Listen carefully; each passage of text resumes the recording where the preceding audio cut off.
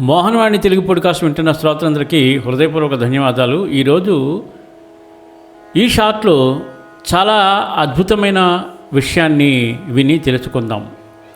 అహం, దీన్నే మన ఇంగ్లీష్లో ఈగో అంటాం.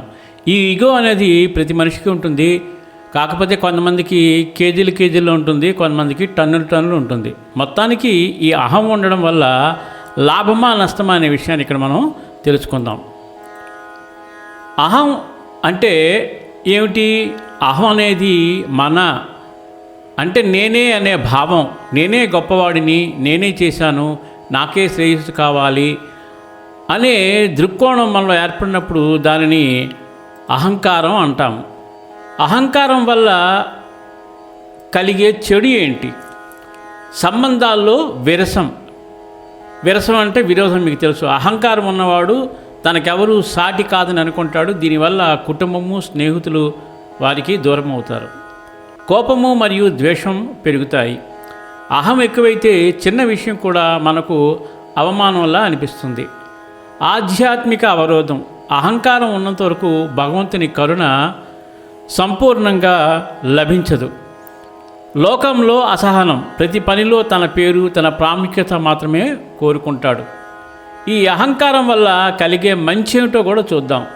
నిజానికి శుద్ధమైన అహం, దాన్నే మనం సెల్ఫ్ కాన్ఫిడెన్స్ రూపంలో ఒక స్థాయి వరకు మంచిదే.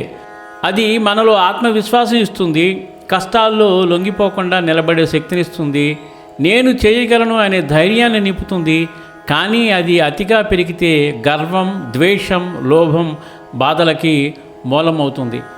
అహం ఎప్పుడు పోతుంది? జ్ఞానం కలిగినప్పుడు, నేనేమీ కాదు, భగవంతుడి సర్వకర్త అని గ్రహించినప్పుడు, సేవ మరియు దానం ద్వారా ఇతరులను పైకి లేపడం నేర్చుకున్నప్పుడు అహంకారం కలుగుతుంది. ధ్యానం మరియు భక్తి ద్వారా ఆత్మలోకాన్ని దర్శించినప్పుడు నేనే అన్నది కాదు, నేను ఆ పరమాత్మలో భాగం అని అర్థమవుతుంది. జీవితంలోని దెబ్బలు, కష్టాలు, నష్టాలు మన అహంకారాన్ని నెమ్మదిగా తగ్గిస్తాయి. చివరిగా సారాంశం ఏంటంటే, అహం ఒక స్థాయి వరకు మనకు బలం, కానీ అది మితిమీరి గర్వం, దురహంకారం రూపంలో ఉంటే మనిషిని కిందికి లాగుతుంది. నిజమైన ఆనందం అహంకారం తగ్గినప్పుడు మరియు వినయం పెరిగినప్పుడు వస్తుంది. సర్వేజన సుఖినో భవంతు, లోకా సమస్త సుఖినో భవంతు. స్వస్తి. ధన్యవాదాలు.